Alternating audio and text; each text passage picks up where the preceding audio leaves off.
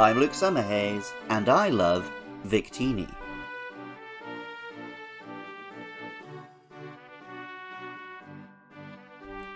The 5th generation of Pokemon is, in a word, different. It features an almost entirely new cast of monsters. It's the first to be set outside of Japan. It has a different approach to storytelling, and it had a different approach to sequels. Gen 5 is really the black and white sheep of the Pokemon family. This attitude, this commitment to being different, can be summed up by Victini. While every other Pokemon generation starts with a grass starter, this Pokédex starts with Victini, number 000 in the Unova Dex, or number 494 in the National Pokédex.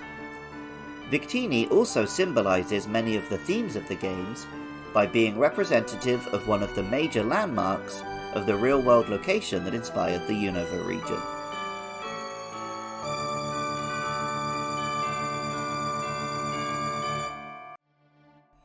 Victini is a fire and psychic type mythical Pokemon. It resembles a small rodent or mammal, slightly anthropomorphic, with big rabbit-like ears. With the red and cream coloration and the specific shape of the ears, Victini resembles a cute apple rabbit, often served in Japanese lunchboxes. The Unova region is inspired by New York in the real world, and Victini is found on an analogue of Liberty Island, the home of the famous Statue of Liberty. The Statue of Liberty represents the ideals of freedom and self-determination, which the USA was originally founded on, and the statue's torch represents an eternal flame, testament to the human spirit. Pokemon White says, "It creates an unlimited supply of energy inside its body, which it shares with those who touch it." While Black 2 and White 2 tell us, "When it shares the infinite energy it creates, that being's entire body will be overflowing with power." Victini's name combines teeny, because it is small, with victory. Victini is a V for victory, as well as a V for Generation 5, in Roman numerals. And this optimistic feeling of victory is the other part of the New York spirit that Victini represents. Pokemon Black tells us, "This Pokemon brings victory. It is said that trainers with Victini always win, regardless of the type of encounter." We see this firsthand in the anime, where Victini rather unfairly helps Ash win a battle, before inevitably being kidnapped and used for nefarious purposes, as seems to be the fate of all mythical Pokemon in animated movies. In-game, Victini's ability Victory Star ups the accuracy of its allies' moves, which, along with its own decent stats and moves, makes Victini a strong prospect. Unfortunately, as a mythical, it isn't legal in any form of official competition. Welcome back to a new generation of Pokemon, and this time I've got 2 of my bestest friends here to talk about Pokemon with me, although they're probably not all going to be here every week. It's Andy and Jay. And does he have any thoughts about them? Hello. Guys, what do you think about Victini? I mean, I've got good times with Victini. I remember booting up old Pokemon Black and downloading a sweet little code. I think I must have got into central London for it, actually. So, yeah, it was a pretty wild time when I first lived in London. And, got this cute little thing. I was like, oh, what's this all about? Why is this one such a low number? What's going on? This is a wild new world that we're living in. And yeah, just sort of whacked it in my team, even though, I don't know, probably feels a bit weird putting a legendary in your team mythical in the team from the start of the game. But I did. I thought, well, if they're going to give it to me, I'm going to make use of it. I suppose it's kind of like the Mew that they give you in if you bought the Pokeball Walker for was it Let's Go Pikachu? You get that right at the start as well, right? Oh really? Yeah. I didn't know that. Yeah, so it was a mythical that you could get. You had to go to the shop and get a code for it. It wasn't you had to purchase a product. Yeah. But yeah, because it's number 0 in the Unova Pokédex. Yeah. Although it has a different number in the National Pokédex. So. irrelevant. You already slapped it down. I didn't. I played Pokemon Black. I mean, I presume you played it at launch, Andy. I did not. Yeah.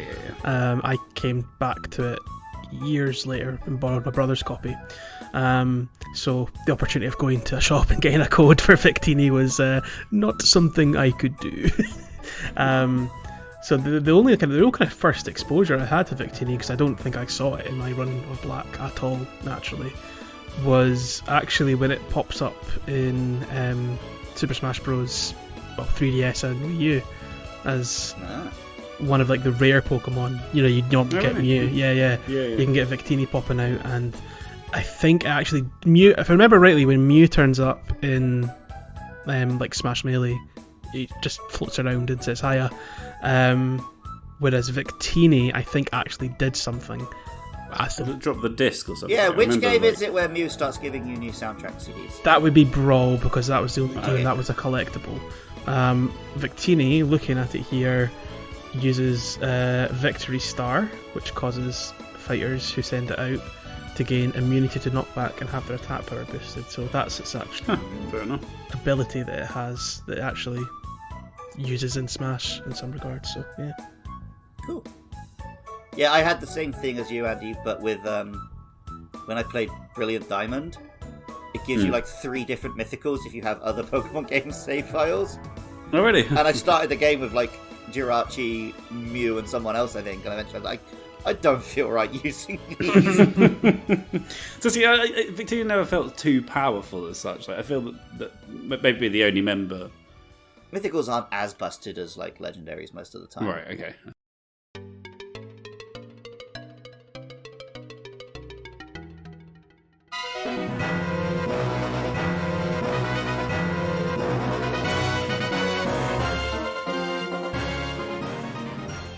Victini starts things off strangely for our 5th generation here, but this is certainly a unique generation. Thanks for joining me once again for a journey through a Pokédex of monsters. Strap in for a long one, but I'm sure it will be a successful one. Victini is on our side after all. Music for Luke Love's Pokemon is composed by Jonathan Cromie. Artwork for the show is by Katie Groves. Victini was designed by Mana Ibe. Writing, producing and editing is by me, Luke Summerhays, while funding is provided by lovely listeners at patreon.com/podcastiopodcastius. Our next Pokemon will be Snivy and Tepig, so if you have thoughts about those or any other monsters, hit me up with a DM or an email to lukelovespkmn@gmail.com. If you like this podcast, please rate and review wherever you're listening, or tell a friend. And if you want to hear more Pokemon chatter from me, come by twitch.tv/lukelovespkmn, Saturday nights from 9 PM UK time. Even if you don't feel like doing any of that, thank you so much just for listening. I love Victini. And remember, I love you too.